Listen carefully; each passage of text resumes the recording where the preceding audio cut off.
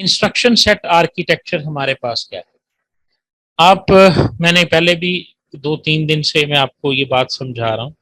آپ نے کمپیوٹر کو اس طرح سمجھنا ہے کہ جیسے ایک بچہ ہے اور اسے کسی چیز کا نہیں پتا.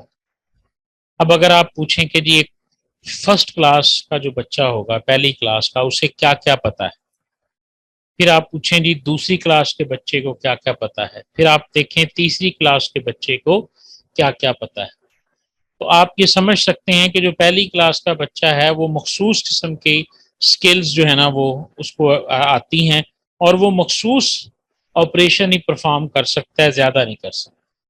کلاس 2 کا بچہ جو ہے وہ ہو سکتا ہے ایڈیشن ملٹیپلیکیشن بھی کر سکتا ہو. کلاس 3 کا بچہ جو ہے وہ ان 4 آپریشنس کے علاوہ ورڈ بلڈنگ کر سکتا ہے، سینٹینس کو ریڈ کر سکتا ہے. یہ بات سمجھ میں آ رہی ہے نا جی سب؟ بالکل اسی طرح کوئی بھی کمپیوٹر وہ تمام انسٹرکشنز جن کو وہ ایگزیکیوٹ کر سکتا ہے نا، وہ اس کمپیوٹر کی انسٹرکشن سیٹ آرکیٹیکچر کہلاتا ہے.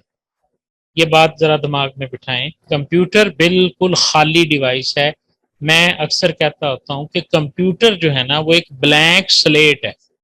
سمجھ آ رہی ہے؟ آپ جو اس کے اوپر لکھیں گے وہ کر دے گا.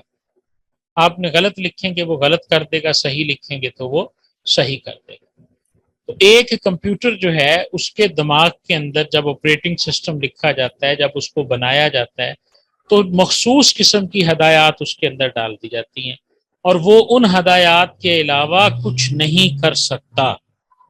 تو وہ تمام سیٹ آف انسٹرکشن اور آپریشن اینڈ دا ریسورسز، اور جو اسے ریسورسز دیے جاتے ہیں، ریسورسز میں آتا ہے جی میموری، سی پی یو، جو میموری اور سی پی یو اس کے پاس ہوتا ہے، اور جو انسٹرکشن سیٹ اس کے اندر ہوتے ہیں وہ سارے مجموعی طور پر انسٹرکشن سیٹ آرکیٹیکچر کہلاتے ہیں. اب 2 قسم کے انسٹرکشن سیٹ ہوتے ہیں جی، ایک RISC ہے اور ایک CISC. نام سے ظاہر ہے ریڈیوسڈ انسٹرکشن سیٹ کمپیوٹر اور کمپلیکس انسٹرکشن سیٹ کمپیوٹر. ایسا کمپیوٹر جس میں سادہ سی انسٹرکشنز موجود ہیں وہ ہے ریڈیوسڈ انسٹرکشن سیٹ کمپیوٹر، جس میں less complex and less number of instructions موجود ہیں. ایک ایسا کمپیوٹر جس کے اندر کمپلیکس نیچر کی انسٹرکشنز موجود ہیں اور گریٹر نمبر آف انسٹرکشنز موجود ہیں، تو ایسے آرکیٹیکچر کو ہم کہیں گے کہ یہ CISC آرکیٹیکچر کمپیوٹر ہے.